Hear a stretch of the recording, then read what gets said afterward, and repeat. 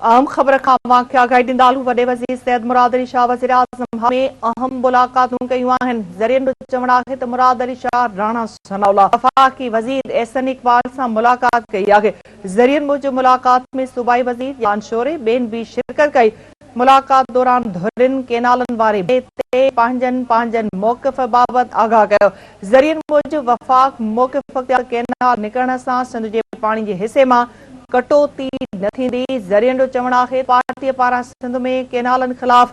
ودندڑ احتجاجن تے گنتی ظاہر کئی وئی ملاقات دوران آپاشی ماہرن بھی کینالن والے معاملے تے ڳالهايو وڏي وزیر سید مراد علی شاہ جی وزیر اعظم شہباز شریف سان بھی ملاقات امکان آهي ہی انتہائی اہم خبر ناظرین نواں کے ڏيون پیا ته وزیر سید مراد علی شاہ وزیر اعظم ہاؤس میں اہم ملاقاتوں کیوں آهن ذریعن جو چاہے ته مراد علی شاہ رانا ثناءاللہ وفاقی وزیر احسن اقبال ملاقات کئی آگے ذریعن جو یہ بھی چوڻ آهي ته ان ملاقات میں صوبائی وزیر جام شورے بین شرکت کئی ملاقات دوران دھرن کینالن وارے معاملے پانجے موقف بابت آگاہ کیا ذریعن جو چوڻ آهي ته وفاق موقف اختیار ته کینال نکرن سان سندھ جے پانی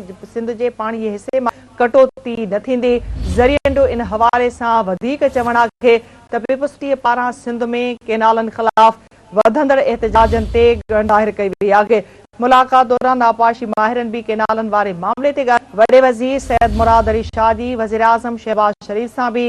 ملاقات جو امکان آهي ہی انتہائی اہم خبر خان ناظرین نواں کے اپڈیٹ کیا وڈے وزیر سید مراد علی شاہ وزیر اعظم ہاؤس میں اہم ملاقاتوں کیوں آهن ذریعن جو چوڻ آهي ته مراد علی شاہ رانا وفاق وزیر احسن اقبال سان ملاقات کئی آگے ذریعن جو یہ بھی چوڻ آهي ملاقات میں صوبائی وزیر یام خان شورے بین بھی شرکت کئی ملاقات دوران دھرن کینالن وارے معاملے تے پانجے موقف بابت آگاہ کیا ذریعن موجب وفاق موقف اختیار کیا کینال نکرن سے سندھ کے پانی حصے میں کٹوتی تھیندی اہم خبر ڈیوں پیا ته وڈے وزیر سید مراد علی شاہ وزیر اعظم ہاؤس میں اہم ملاقات کیوں آهن ان ملاقاتن کے حوالے سے ودیک اپڈیٹس معلوم کرنے لاء رابطو اسلام آباد میں سینئر صحافی تجزیہ نگار صدیق صاحب یہ جو باتیں ہوئی ہیں وزیر اعظم ہاؤس میں اس حوالے سے مزید کیا اپڈیٹس ہیں آپ کے پاس؟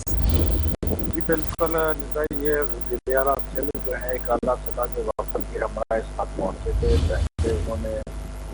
بعض اہم شخصیات سے ملیں گی اس کے بعد پھر وزیر اعظم ہاؤس چلے گئے جہاں پر ہمارے ذرائع کے مطابق ان کی وزیر اعظم مشیر برائے بین صوبائی رابطہ بور رانا ثناءاللہ کے ساتھ بھی ملاقات جو کہ نہروں کے معاملے کے اوپر اس وقت مختلف سیاسی باتوں کے ساتھ رابطے بھی کر رہے ہیں اور اس ملاقات میں اقبال اور جو وزیر قانون ہیں وہ بھی موجود تھے اور اس موقع پر مراد علی شاہ اور ان کی ٹیم نے جو نہر معاملے کے حوالے سے حکومت کا موقف ہے وہ ان کے سامنے رکھا اور جو احتجاج ہو رہا ہے اس پر بھی تشویش کا اظہار کیا کہ یہ دن بہ احتجاج زور پکڑ رہا ہے اور یہ اس معاملے کے اوپر وہ کی حکومت جو ہے وہ فوری طور پر رد عمل ہے بلکہ جو ہے وہ اس پر قدرت بھی روکے تھے اقدامات ہے تاہم جو دیگر اسٹیک ہولڈر سے انہوں نے کہا کہ اس معاملے کے اوپر جو ہے کرنا ہوگا اور اب ذرائع کا یہ دعویٰ ہے کہ وزیر اعظم شہباز شریف کے ساتھ میں کل کی ملاقات بن گئے ہیں۔